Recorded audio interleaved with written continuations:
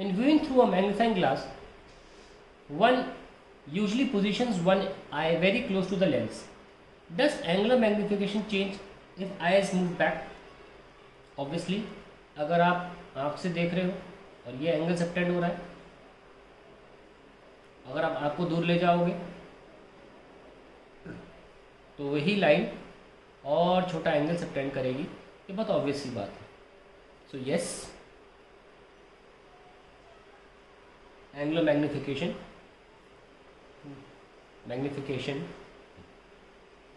Will decrease.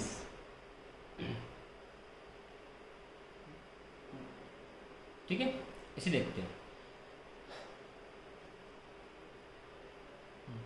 Magnifying power of a simple microscope is inversely proportional to the focal length of lens. What then stops us from using a convex lens of smaller and smaller focal length and achieving greater magnifying power? ये कह रहा है simple microscope के दो फॉर्मूले हैं ना, d/1 + d/f और d/f। ये when image formed at d, when image formed at infinity, दोनों केस के लिए अलग अलग फॉर्मूले हैं। हालांकि दोनों केस में ये देखा जा रहा है कि मैग्नीफाइंग पावर की फोकल लेंथ से इन्वर्स रिलेशन है। तो फिर ऐसी क्या चीज़ है जो हमें रोकती है फोकल लेंथ को कम पे कम करते रहो? क्या बुराई है? ये ऐसा इसलिए है क्योंकि जब आप फोकल लेंथ को एक पॉइंट के बाद कम करते हो तो उससे क्या होता है, क्रोमैटिक और स्फेरिकल एबरेशन की प्रॉब्लम आ जाती है ना। जब आप फोकल लेंथ को बहुत कम कर देते हैं तो एक पर्टिकुलर फोकल लेंथ के बाद क्रोमैटिक और spherical aberrations are highly increased. Now let's see what is chromatic aberration. देखो, अलग अलग लाइट जो होती है उसमें अलग अलग वेवलेंथ होते हैं, मतलब अलग अलग कलर की लाइट की अलग अलग वेवलेंथ होती है, तो वो अलग अलग तरीके से डिविएट भी होगी।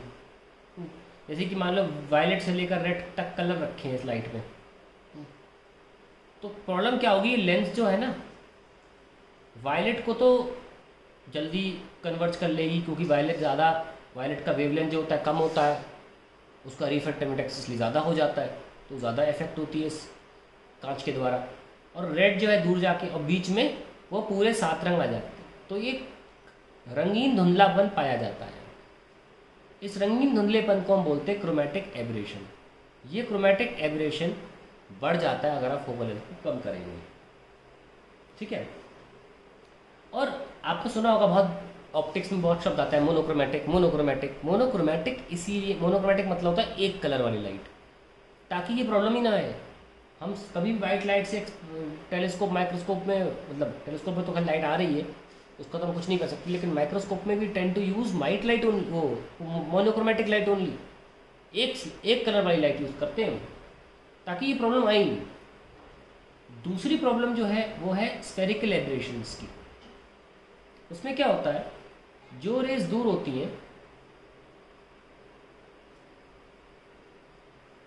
वो, मतलब बहुत दूर होती हैं, वो जल्दी जाके, मतलब पास में जाके कन्वर्ज होती हैं, और जो रेज पास होती हैं उनको बोलते हैं हम पार एक्सियल रेज। पार एक्सियल, तो दूर है उनको क्या बोलते हैं, मार्जिनल। वो दूर जाके कन्वर्ज होती हैं। तो हम क्या करते हैं, ये प्रॉब्लम भी है, इसको बोलते हैं हम स्फेरिकल एबरेशन। लाइट को लेंस एक ही पॉइंट पे कन्वर्ज नहीं कर पाती, जिसकी वजह से नॉर्मल धुंधलापन दिखता है। अभी तक क्या था, रंगीन धुंधलापन, अब नॉर्मल धुंधलापन है। ये भी एबरेशन है, स्फेरिकल एबरेशन। इसकी परिभाषा ये होगी दोनों की, इसकी क्या होगी, the inability of lens to converge all colours at a single point is called chromatic aberration. The inability of lens to converge